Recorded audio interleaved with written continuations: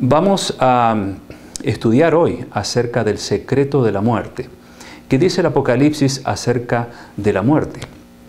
Pero antes de entrar en este tema, como siempre lo estamos haciendo, vamos a elevar una plegaria a Dios para que sea Él quien continúe iluminando nuestra mente a través del Espíritu Santo y nos ayude a comprender estos misterios maravillosos que están allí en el libro del Apocalipsis y que los vamos descubriendo de a poco, como ustedes han podido ver en las lecciones anteriores, cómo desciframos con la ayuda de la Biblia todos esos símbolos que nos dejan grandes verdades espirituales que podemos comprender. Así que vamos a hacer una oración para comenzar con la guía del Espíritu Santo. Querido Dios, gracias por estar nuevamente junto a mis amigos que están siguiendo este curso del Apocalipsis. Pedimos la presencia de tu Espíritu Santo para que Él sea nuestro maestro, nuestro guía, quien nos pueda ayudar a comprender con claridad este maravilloso libro del Apocalipsis. Y pido también tu bendición por mis amigos y por todo lo que ellos emprendan en sus vidas. En el nombre de Jesús, amén.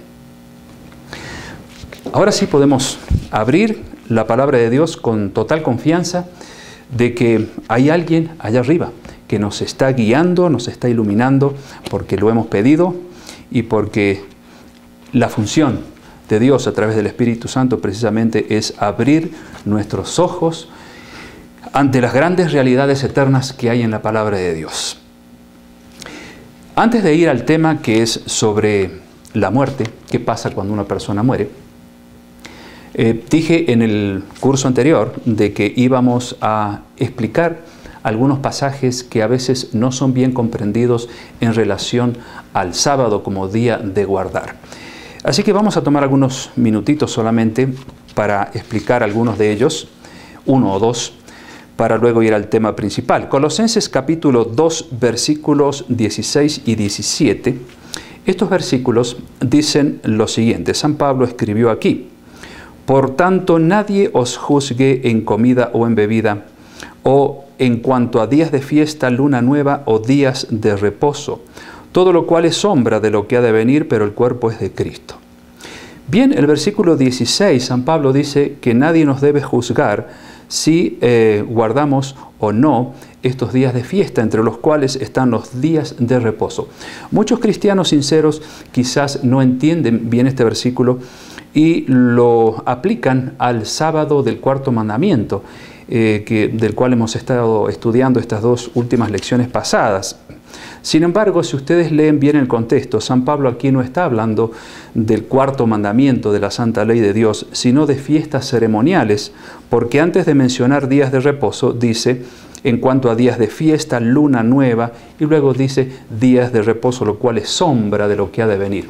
Amigos, los mandamientos de la ley de Dios, de los 10 mandamientos, no son una sombra. Por lo tanto, aquí no se puede referir estos días de reposo al sábado de Dios, del cuarto mandamiento de su santa ley, sino a días festivos que eran unos 7 días de reposo que ustedes pueden encontrar en el libro de Levíticos capítulo 23. Ustedes encontrarán allí que aparte del sábado de Dios, del cuarto mandamiento, existían otros tipos de sábados que podían caer cualquier otro día de la semana, no específicamente sobre el sábado. Podía caer un lunes, un martes, un miércoles, pero como era un día festivo, como un día feriado, llamémosle así, entonces también se consideraba día de reposo y no había que trabajar en ese día. Pero como dice San Pablo, esto era una sombra, es decir, esto estaba anunciando de alguna manera el ministerio de Cristo, porque para eso eran las ceremonias del Antiguo Testamento, para una prefigura de lo que sería el ministerio de Cristo. Cuando Jesús vino, obviamente, estas ceremonias, incluyendo estos días de reposo, caducaron, pero nunca caducó el sábado del cuarto mandamiento, porque eso lo dice bien la palabra de Dios, como Jesús lo mencionó en San Mateo 5, 17 y 18, hasta que pasen el cielo y la tierra, ni una jota ni una tilde pasará de la ley. Les dejo entonces como tarea Levítico 23. No vamos a tomar el tiempo hoy para leer todos esos versículos, pero ustedes pueden leer todo el capítulo 23 y ahí encontrarán los sábados ceremoniales a los cuales hace referencia San Pablo en Colosenses 2:16. Y notarán que el versículo 38 de Levítico 23 dice, además de los días de reposo de Jehová. En otras palabras, se hace una clara diferencia entre los sábados ceremoniales y el sábado eterno de Dios del cuarto mandamiento.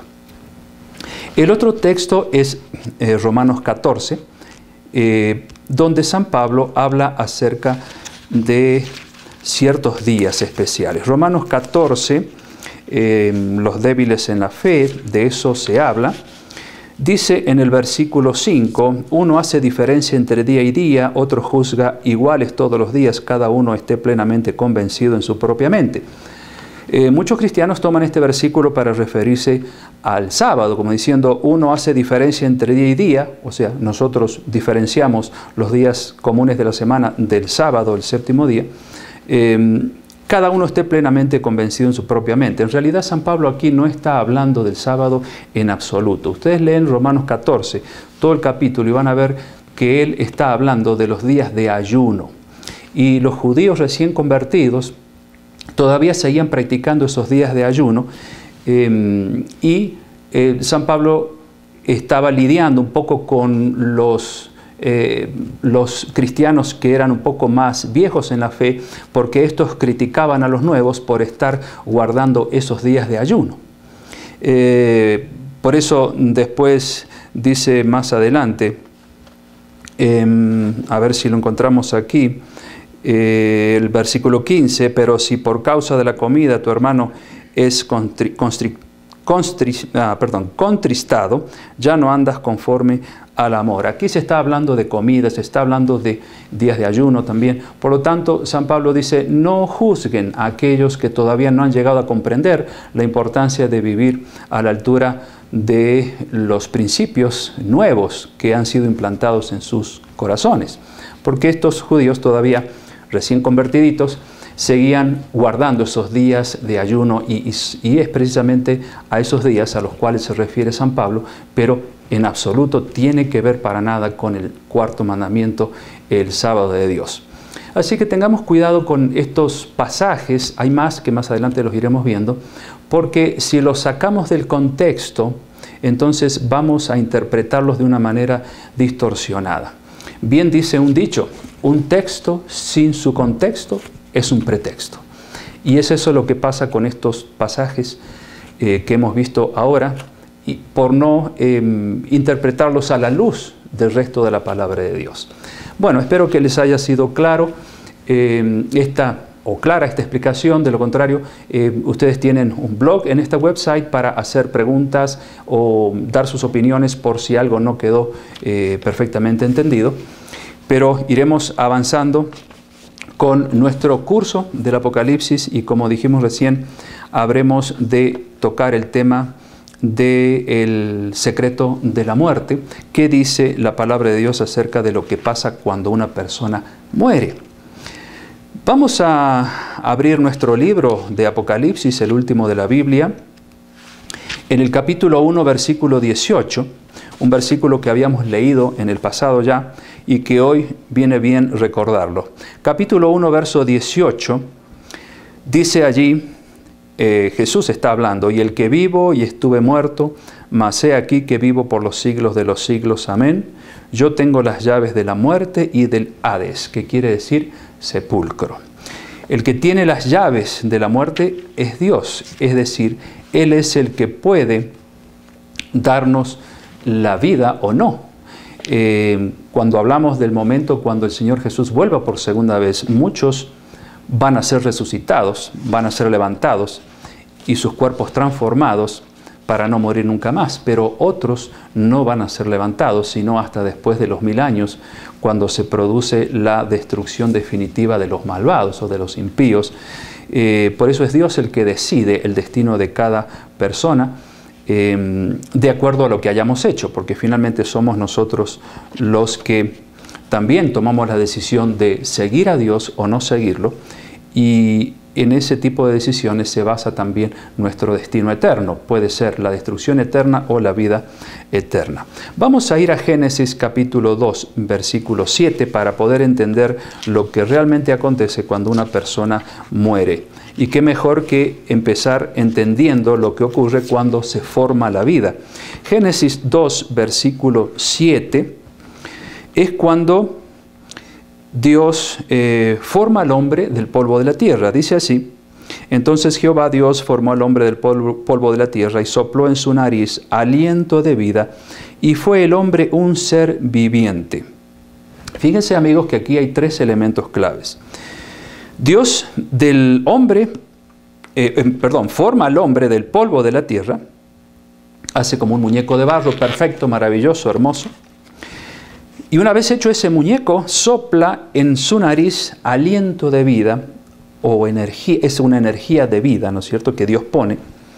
Y fue el hombre un ser viviente. Tenemos el tercer elemento, el hombre, el muñeco de barro, el aliento de vida, y ahora se aparece, ¿no es cierto?, el ser viviente, es decir, ese muñeco precioso, es perfecto que Dios había formado, que fue el primer hombre, Adán, ahora es vivificado, o sea, ahora se mueve, ahora abre los ojos, ahora respira, porque Dios pone en él aliento de vida.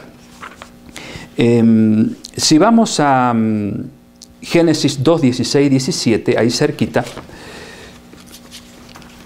Dios le dice al hombre lo siguiente: y mandó Jehová Dios al hombre diciendo, de todo árbol del huerto podrás comer, mas del árbol de la ciencia del bien y del mal no comerás, porque el día que de él comieres ciertamente morirás. O sea, aquí se da el primer decreto de muerte al primer ser creado de Dios. Le dice: si tú comes de ese árbol, del fruto prohibido, que ya conocemos muy bien, entonces morirás, entonces experimentarás la muerte, que es lo contrario, obviamente, a la vida. Primera de Timoteo 6, 15 y 16. Este es un pasaje sumamente interesante y no debiéramos olvidarlo cuando tratamos este tema tan interesante sobre qué pasa cuando una persona muere. Primera de Timoteo capítulo 6, versículo 15 y 16. Dice San Pablo quién es el único que tiene inmortalidad. El 15 dice: la cual a su tiempo mostrará el bienaventurado y solo soberano Rey de reyes y Señor de señores, el único que tiene inmortalidad, que habita en luz inaccesible.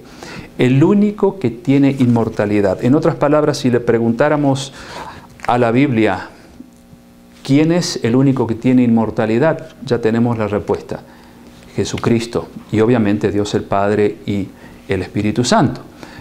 En otras palabras, la divinidad completa posee la inmortalidad. No hay otro ser creado en esta tierra que posea inmortalidad. Ahora, para entender lo que pasa entonces cuando una persona muere, vamos al libro de Eclesiastés, capítulo 12, versículo 7.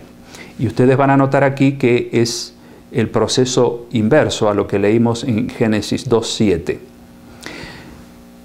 Eclesiastés 12:7, el rey Salomón dice: y el polvo vuelva a la tierra como era, y el espíritu vuelva a Dios que lo dio.